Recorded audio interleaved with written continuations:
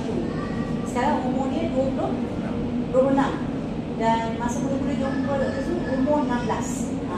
Dah tingkatan 4. Boleh cerita sikit tak? Kalau hashtag Dr. Zul hari ni, Dr. Zul punya podcast adalah daripada wrong diagnose, kanak-kanak bukan kanak-kanak, remaja yang pening yang diisytiharkan ataupun dinamikan malas pergi sekolah. Kan? Malas pergi sekolah, tapi dia mempunyai seorang ayah yang sangat kata masya-Allah, yang sangat sentiasa berusaha mencari kenapa anak dia tak nak pergi sekolah.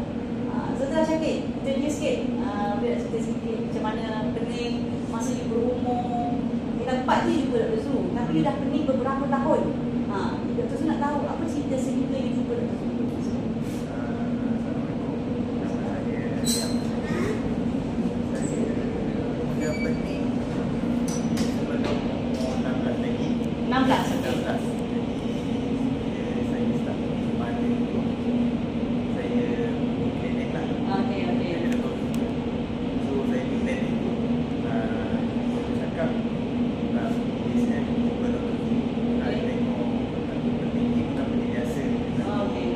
Boleh define tak? Boleh cakap kuat sikit.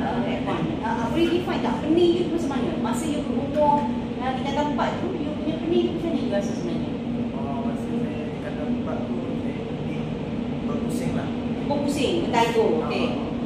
Jadi saya nak berjalan susah. Okey. Kalau nak bangun itu, kalau dah pening memang tak nak bangun lah. Tak nak buat pula.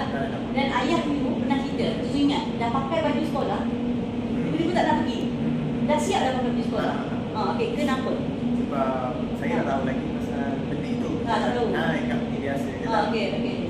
Bukan pening-peningut.